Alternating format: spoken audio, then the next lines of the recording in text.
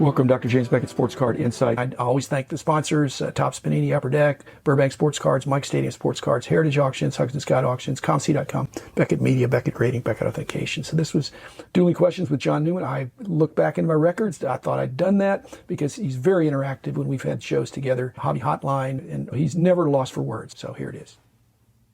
You got quite a collection. I've never seen it in person. I don't know if you've been asked this before, Dr. Jim, but if you had to sell everything, but you can only keep one card, which card would it be? Probably Clemente rookie autographed. There are a bunch of other things I'd probably keep too. My wall has a bunch of things on there, but that's for everybody, not just for me. There's some things I won't sell. They won't go in my casket, but I won't be selling them. And I hope that's a small number of cards. But Clemente would be in there. The Babe Ruth card I got from my dad that was in his collection, I'd hold on to that too. I was going to guess the Clemente, so I'll give myself a little credit.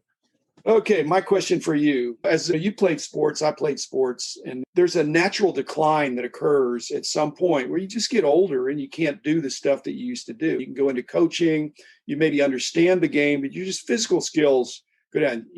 Okay, is there such a thing in collecting that there's a peak age for collectors and dealers? Is it a young man's game, or is the wisdom that you're accumulating giving you an advantage the older you get?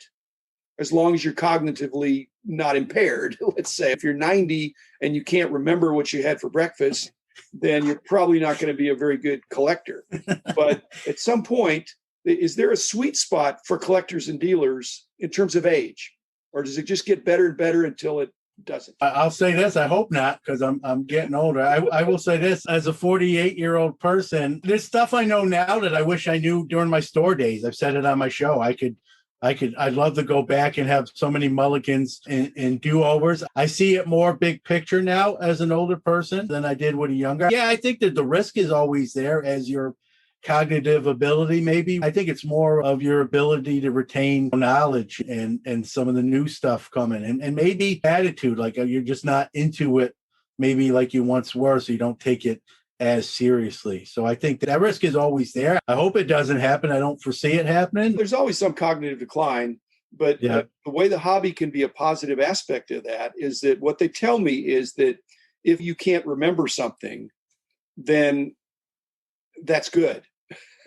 Yeah. Age-related decline. If you if you can't remember that you don't remember, that's when you've got dementia or Alzheimer's. So you're telling the same story over and over again and you don't even realize. So for anybody that's getting older, if you're in the hobby, there's some normal not remembering things just because it's a huge, complicated industry and hobby. But if you're forgetting things more, you think, oh, okay, I better go to the doctor and make sure my diet's okay and I'm getting good sleep and all that stuff. But if you don't know, like I said, if I start repeating myself, John, hope you'll be one of the guys that tells me as a fellow podcaster. So, okay. Well, you're doing a great job, so okay. You're fine. Your turn again. All right. I believe in taking breaks from the hobby from time to time. I don't schedule them, but it seems like about every 6 weeks, I take 2 to 3 days away where I don't do anything card-wise. I don't pick them up. I don't go on eBay. I don't purchase anything. Is that something you do at all, or you don't find the need to do that? You're having like a reverse vacation. Most people take 2 or 3 days to go take a long weekend somewhere. But if you're in the hobby and if you're in an everyday experience of the hobby, yeah, taking a few days off is probably good. It's the opposite of somebody that's working all the time and then wants to take a weekend off. When you love the industry so much, it's still sometimes good to get a little change of pace. My wife, we're going to have a date. We're going to take a weekend. We're going to occasionally do stuff. And it does not count, John, if you start talking about sports cards on your date or on your honey getaway weekend. Yeah. It invalidates the romance. Don't do it. I don't do it. So if that's 2 or 3 days to get away, that's probably good. Yeah, I like it to decompress. And no, my wife wouldn't know what I would be talking about. Let me answer that in a different way, because basically the answer is no. If my wife were not around and I had 2 or 3 days to do whatever I wanted to do, if she was visiting her mom or something, I would do more cards, not less. Yeah. I wouldn't take a break. I love it. I'm a lifer. Okay, my turn. I'm going to give you a scenario. Let's say that Topps makes you an offer for part-time employment at a good rate of pay. You can't quit your day job, but it's something that you would want to do. It's part-time. You don't have to leave Syracuse. So my question to you is, what is it that they would want you to do for 15 or 20 hours a week that you'd be excited about, that they would need? Is there anything? And it could be Panini or Upper Deck, but let's just focus on Tops because they're East Coast. If they called you and said, John, we need you for X, what is the X and what would make you excited? You don't have to leave town.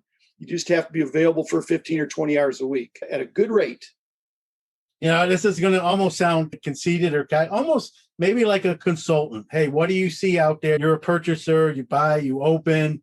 What do you see? What should we do differently? What do you like that we're doing? Sometimes we always think it's just change this, change that. Maybe even a little marketing. I know they got Emily Kless that does a great job, but maybe even a little bit that, or even a podcast. That's the easy answer. But maybe what do you see out there that we're getting right, and what do we need to be better at from boots on the ground? Good answer. They ought to do that. Whether it's, I think Tops would get benefit from. I like Syracuse. I don't have to love Syracuse. Brooklyn's my hometown. I still have family there. Okay. All right. Your turn. You have a long hobby history. I don't know if you can pick one thing, but I'm going to put you on the spot. One hobby mulligan, one regret. If you can have a do-over, whether it's I should have bought this, I shouldn't have sold this, I shouldn't have did that. There are a few, but the most recent one, and this is mainly for your benefit, not that it'll upset you, but it'll just show that I am a smart guy, but I messed up. And that is that about 2 years ago, before everything got going, I decided to sell a card because let's just say somebody really wanted it. Again, this is just going to kill you when you hear this. I got a feeling I know where you're going. Well, go ahead. This card, I wound up selling it, and the price I got is probably about what the retail price of the card was at the time. The problem is that card is now worth maybe 800% more than it was when I sold it because it caught fire so much. Why didn't I figure that? It was the Leaf Jackie Robinson. Yeah. I had an extra one, which again is probably going to upset you, but I was sitting there thinking, I don't need this card. This guy really wants this card. He's going to pay the full price for it. I'm trying to have less cards.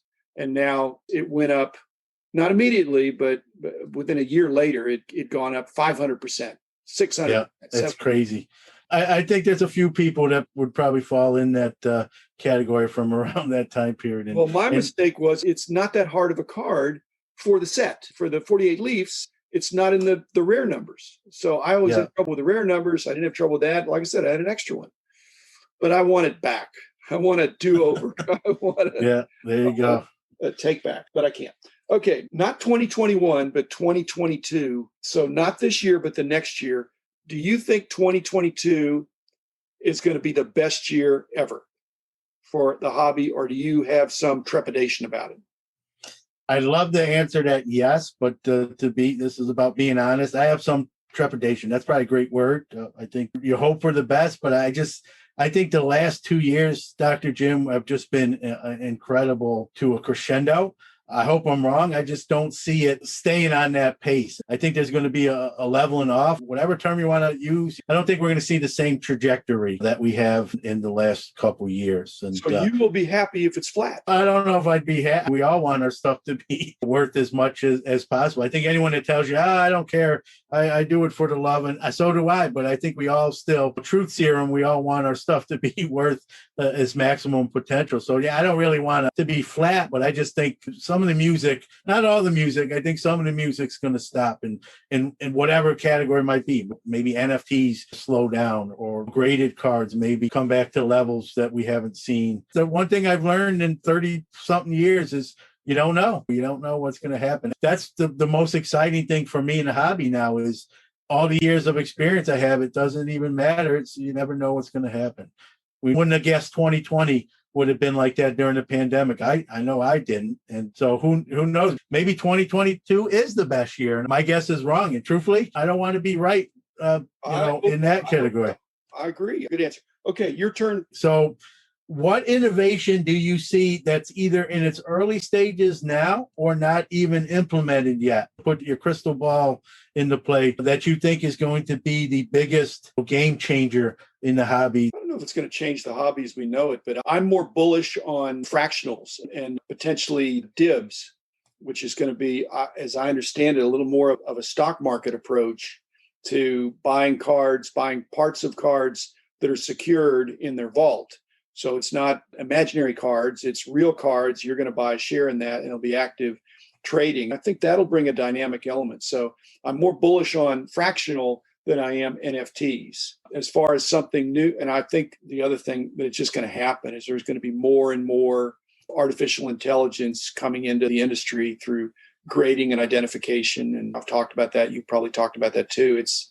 It's as long as it's in the right perspective, it's welcome. But I don't think I want a computer telling me my card is off-centered when it's the way it was intended to be cut from the factory because of the design element. I just think it's going to be computer assisted rather than computer having the final say. So I think that'll happen. Okay, one last question. You put a lot of work into your podcast, and I just want to compliment you on that. My guess is, because I know how much I put into mine, and mine is a lot shorter than yours, it's just for an hour of airtime, there's got to be several hours of prep and post-production and injecting these other nice elements that I'm not doing, but you're doing. So that really makes it a labor of love. I just want to affirm that. But there'll be people that would think my production values are too low, and maybe yours are too, and yours are higher than mine. And yet I've always thought, and I've borrowed it from you, that we're hobby content creators. And we're not radio personalities. We're content creators. Yeah, I'm not classically trained. I didn't go to broadcast or journalism school. You could have gone to Syracuse. It's got probably one of the very best. And I'd probably, and I know $280,000, and there would be definitely no 1948 Leaf Jackie Robinson ever going to be possible. I enjoy it. It is a labor of love. I think it has to be, and not just. I appreciate the compliment, Dr. Jim, first off, and everyone out there that's creating content, whether it be a half an hour, 10 minutes. 30 minutes to an hour and a half. You do it every day, 15 minutes. And so we've talked about this before. Your 15 minutes every day, if you add up those segments and put them together, you actually create more content in a week than I do. Production value is what it is. I might put a funny sound in there, but at the end of the day, it's what I say or the guests say that carries more weight than a funny Seinfeld remark. And I do that to have a little fun, let my hair down a little bit and inject a little humor. You got to have fun doing this. If you lose that aspect, you're sort of done. And same thing with content creation. I'm having fun with it. I do a segment where people ask me a question. I run with it on the air. And one of those questions was, how do you know, like, when you don't want to do the podcast no more? I know it'll be when it's a chore to turn that mic on and create something. And I'm not anywhere near there yet. And I hope it never happens. And but if it did, hypothetically, I know, like, when I'm going through the motions, then it may be, what good am I doing for anybody? At that point, it might be time to hang up the mic, as they say. So don't hang up the mic.